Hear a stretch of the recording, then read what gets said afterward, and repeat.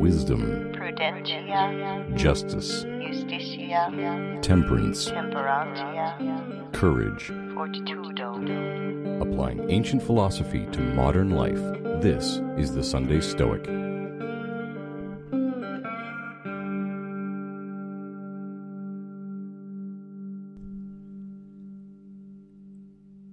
Welcome to the Sunday Stoic podcast, where we apply ancient philosophy to modern life. This week we are going to hear from Epictetus and the Enchiridion, the handbook, chapter 16. I want to thank Lintropy. That's the username of my newest patron. Thank you so much for supporting the Sunday Stoic podcast. You can do this by going to Patreon, www.patreon.com/SundayStoic.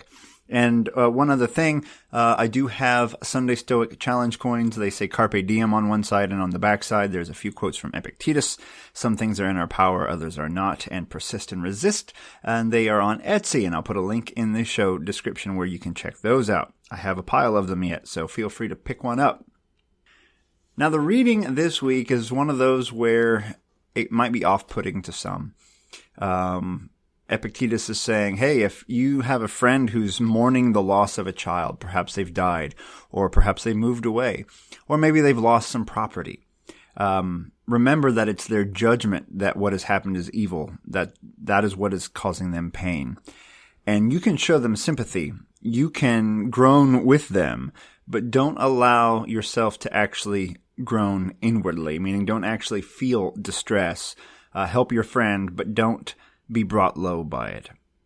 And it sounds kind of harsh sometimes. It depends on how we look at it. So let's hear first from Epictetus. Chapter 16.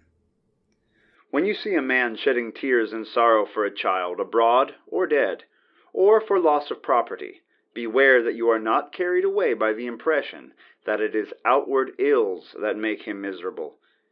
Keep this thought by you. What distresses him is not the event, for that does not distress another, but his judgment on the event. Therefore, do not hesitate to sympathize with him so far as words go, and if it so chance, even to groan with him. But take heed that you do not also groan in your inner being.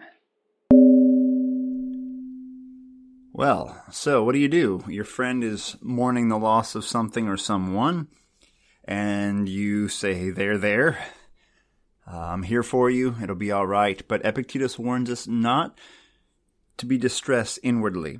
We don't want to take their faulty judgments, as he sees it, and apply them to ourselves.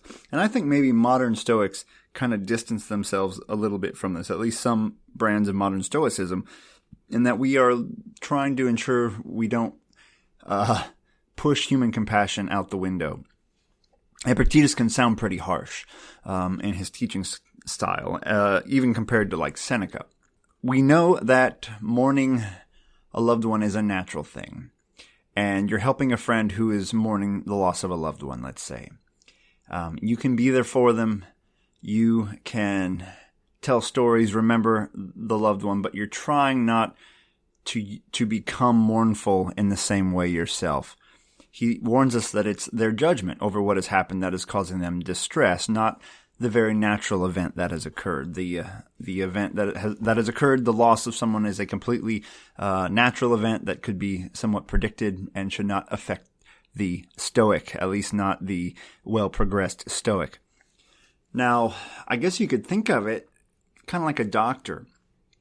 A doctor, think of yourself as the doctor in this case. You're helping a friend, you're helping a patient, but you don't need to get sick from that patient to be of use. You don't need to catch the disease they are carrying to cure them. You can do the right thing, you can talk them through it, you can share advice, you can help them to get past what it is that is harming them, at least as far as is possible. But you do not have to bear the same burden that they are carrying to do that. And I think we can learn from that. Sometimes we might overcommit ourselves. We might try to empathize too much. We might carry off someone's anger or carry off someone's sorrow as our own, when the ancient Stoics would argue that anger in the first place from the person who actually experienced the loss is unwarranted, let alone you carrying it as well. But I think we, as someone who might lose a loved one, we can mourn, and we might know that it's going to happen. We're all going to die. We can predict that, but I think it's inhuman to suggest that you just say, well, they were mortal, I'm good, let's move on. But we will mourn, and folks will comfort us. But it won't do us any good if they are incapacitated by our grief. So if I'm mourning and someone's helping me, they can give me advice, they can cook me a meal, they can share stories of the loved one who's gone. And they may shed a tear or two, but they need not experience my anguish at that moment.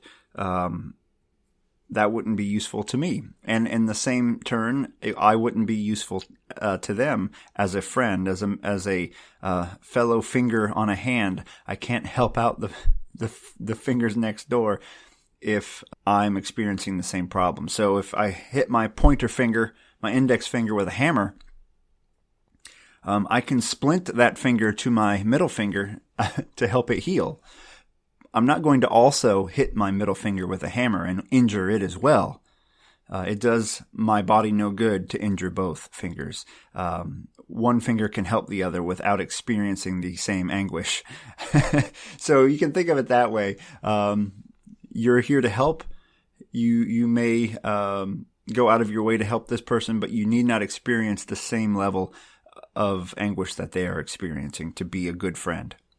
All right, well, that about does it for this short episode. I hope you are hanging with it and enjoying the Enchiridion, the handbook of Epictetus. And check out the show's YouTube channel. I occasionally have video episodes up there, and I have also a Patreon page, as I've said already. And I have a website as well, which Ian will tell you about in just a moment. So until I see you again, seize the day. Carpe diem. Thank you for listening to The Sunday Stoic. If you enjoyed the show, please subscribe, rate, and review The Sunday Stoic on iTunes. Become a member of the Sunday Stoic team, earn rewards, and be an integral part of the show by becoming a patron at www.patreon.com/SundayStoic. Contact the show by emailing sundaystoic@gmail.com or by leaving a voicemail at 501-503-3132. To find out more, visit www.sundaystoicpodcast.com. And as Steve always says, Carpe Diem.